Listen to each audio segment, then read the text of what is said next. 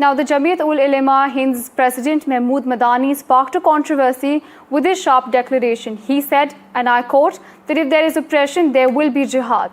This happened while he was accusing the judiciary and the government of undermining minority rights. Important to understand that Madani, who happens to be a controversial figure, alleged that recent court verdicts, including those on Babri Masjid and triple talaq cases, suggested that the judiciary was functioning under the government. Now, important to understand, he cited that the judiciary is working under government pressure, and he's even gone on to say that many such decisions had emerged in recent years, owing to, of course, the judiciary giving in to what the government wanted to do. Now, Madani's remarks drew a fierce response from the BJP MP Sambit Patra. Apart from this, even Rameshwar Sharma also accused him of inciting Muslims and insulting Vande Mataram. मुल्क में अमन व अमान का क़याम और जराइम से पाक मुआशरे की तश्कील इंसाफ के बगैर हो नहीं सकती, हो ही नहीं सकती। लेकिन अफसोस के साथ यह कहना पड़ता है कि गुज़िश्ता कुछ अरसे से बिलखुसूस बाबरी मस्जिद, तलाक सलासा जैसे बहुत से मसलों पर फैसले के बाद यह तासुर आम हो रहा है कि अदालतें हुकूमतों के दबाव में काम कर रहे हैं। अक़लियतों के आईनी हुकूक और दस्तूर के बाद बुनियादी उसूलों की तशरीह की ऐसी मिसालें सामने आई हैं जिन्होंने अदालतों के किरदार पर सवालिया निशान लगा दिया है। लेकिन आप सिर्फ अपने ऊपर नहीं बल्कि पूरे आलम इंसानियत पर नजर डालिए, क्या दुनिया में आज कोई जिंदा कौम ऐसी भी है जो मुश्किलात में महसूर न हो? इसलिए मैं कहता हूं कि मुश्किलात जिंदगी की अलामत है। मुर्दा कौमें मुश्किलात में मुब्तला नहीं होती, वो तो सरेंडर कर देती है। वो कहेंगे वंदे मातरम पढ़ो तो पढ़ना शुरू कर दें। ये पहचान होगी मुर्दा कौम होने की। और अगर जिंदा कौम है तो फिर हौसला बुलंद करना पड़ेगा, हालात का मुकाबला करना पड़ेगा। मुर्दा कौमें मुश्किलात में मुब्तला नहीं होती, लेकिन याद रखिए जिंदा कौमें ही आजमाई जाती। सिर्फ जिहाद की बात नहीं करी जिन्होंने, एक तो ये कहा है कि हम जिहाद करेंगे, जिहाद करते हैं, मुसलमानों पर जुर्म होता है। और दूसरी बात ये कही कि सुप्रीम कोर्ट सुप्रीम नहीं है।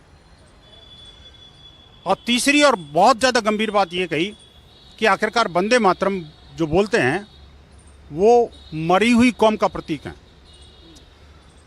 ये तीनों बातें इसका भारत का देश, धर्म, संस्कृति, न्याय व्यवस्था, शासन प्रशासन, इन सब के ऊपर गंभीर चुनौती ऐसे लोगों के द्वारा खड़ी की गई है जिनको मुझे कहना पड़ रहा है कि जिस थाली में खाते हैं उसी में छेद करते हैं।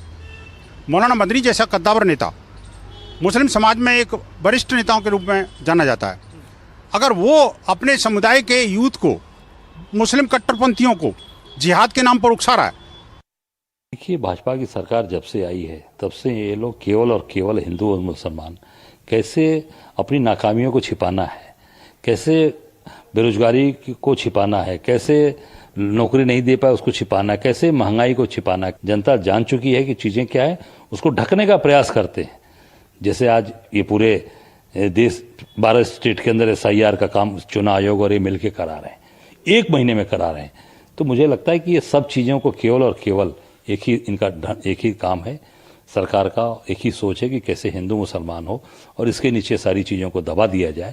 जिनके ऊपर अपहरण, बलात्कार, हत्या, डकैती, फिरौती और अपहरण के मुकदमे दर्ज हैं, ऐसे 75 लोगों की लिस्ट भाजपा सरकार जारी कर दे तो पूरा प्रदेश जान जाएगा कि 75 अपराधी भारतीय जनता पार्टी के नेता हैं।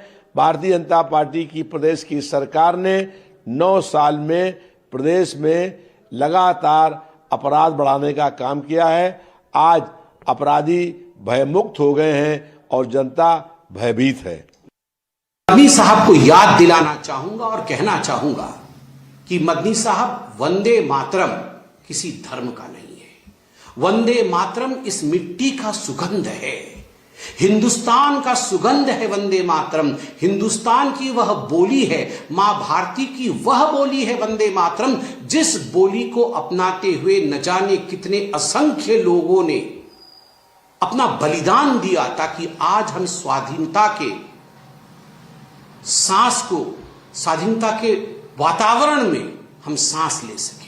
और आज जब हम वंदे मातरम को प्रतिष्ठित कर रहे हैं, उसका महिमा मंडन कर रहे हैं, आज हम जब उसे पूरे देश में गा रहे हैं, तो इसमें जिंदा कौम और मुर्दा कौम ला करके वंदे मातरम के खिलाफ भड़काना, यह मदनी साहब और उनके साथियों का विभाजनकारी नीतियों को ही दर्शाता है।